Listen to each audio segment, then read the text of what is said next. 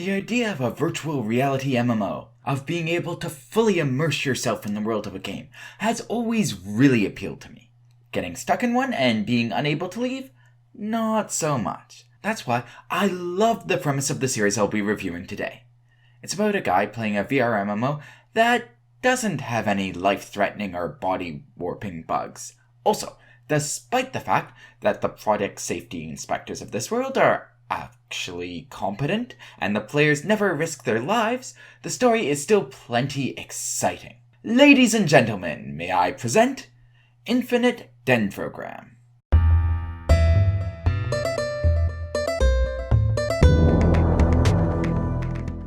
A quick intro to the story. Our protagonist, Ray Starling, has just graduated from Japanese high school and is accepted into Tokyo U. He was a good boy and didn't play any games while studying. But now he's free and finally has time to dive into the first successful VR MMO, Infinite Dendrogram. Dendrogram has RPG mechanics and a fantasy world split into 7 kingdoms that a player can start in. The Kingdom of Altair, the Land of Knights, and the good guys, since this is our protagonist faction. Drife Imperium, the Land of Steampunk, who are nominally the bad guys since they're fighting Altair. Caldina, the Desert Capitalists, who are probably pulling some strings in the background, and the Pirates, Fairies, Feudal Japanese, and Ancient Chinese factions that we don't see much of. The plot at the start of this story is mostly just Drife trying to do something evil, and Ray coming in to foil their dastardly plot. Now, why do we care about this? I mean, the players aren't going to get much more than hurt feelings. Well, because NPCs can die. And they seem remarkably human-like. Too human-like to not empathize with. Also, the world of the game feels a bit too real. A concept which gets explored as the story goes on.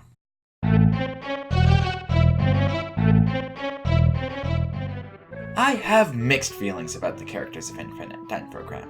Some are hilarious, like Ray's older brother Shu, who's over the top enough that he feels like he was pulled straight from Gurren Lagann, or Rook, a friend of Ray's, who takes Pimp as his starting class because it's great for monster taming, right? Others, like Drife's Field Marshal Barbaros, or the AI cat Cheshire, are really interesting, and it's fun to figure out what makes them tick. Some characters, though, are just kinda there. Take Rook's partner Babylon. All I really remember about her is that she likes hot food and she's a succubus. Another would be Liliana Grandia, the deputy of the Royal Guard and the first NPC Ray meets. Other than saying that she's honorable, nothing really comes to mind when I try and describe her. This is a problem because both Babylon and Liliana are reoccurring characters, not just throwaways. As for our protagonists, well, Ray is a goody-two-shoes type hero, who earns some bonus points from me for his interesting flaws like gambling addiction and his questionable fashion sense. Also, I appreciate him not being overly dense and not immediately developing a harem. His partner, Nemesis, is stubborn, proud, and intelligent. She calls Ray out when he's being an idiot and eats all his food when he's not looking. I quite like her.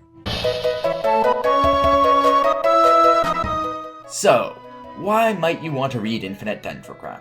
Well, the game is fascinating. Specifically, its NPCs, its world, and the Embryo system.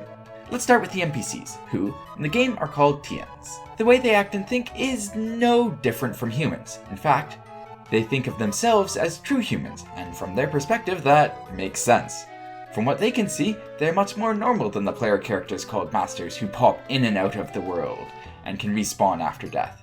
This has some really interesting implications. First, it means many of the villains, who do terrible things in the game, aren't necessarily terrible people generally. They just have the view that Tians aren't real people. So what does it matter what we do to them? It's just a game.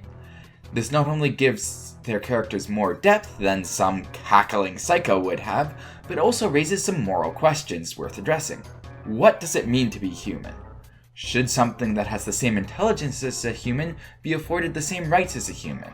And what rights should we afford AI? Different views on these questions lead to much of the conflict we see in this story. The dehumanization also goes both ways. Many Tians don't treat masters like proper humans, and hence the legal system in the game doesn't punish you if you hurt a master, only if you harm a Tian. This dynamic between the two groups shapes much of the politics in Dendrogram and also mirrors some of what happens in the real world. The dehumanization of the other, the promotion of the idea that certain other groups are less than human, has led to horrific incidents in our own history and continues to do so. On a lighter note, the series also explores romance between Tians and Masters, AI and humans, and the challenges presented therein. This series is much more of an escapist fantasy than hard science fiction, but it does give you a lot to think about. Moving on to the world of Dendrogram, it has so much depth. There are literally thousands of years of history built into the game, and this isn't just backstory that some game dev came up with. Time in the game moves differently than time on Earth. So before the public ever started playing the game, Tians had already been living in the world of Dendrogram for many millennia. The ruins of old civilizations form the dungeons that Masters explore, and there's loads of mysteries surrounding the fall of those ancient civs. Several of the players of Dendrogram are convinced that its world is more than just a game, and as a reader, I've definitely also bit that hook. I'd love to talk more about some of my theories, but that would start getting into major spoiler territory. Finally, I should talk about the embryo system in Dendrogram. In this game, when you start, each player is given what is called an embryo.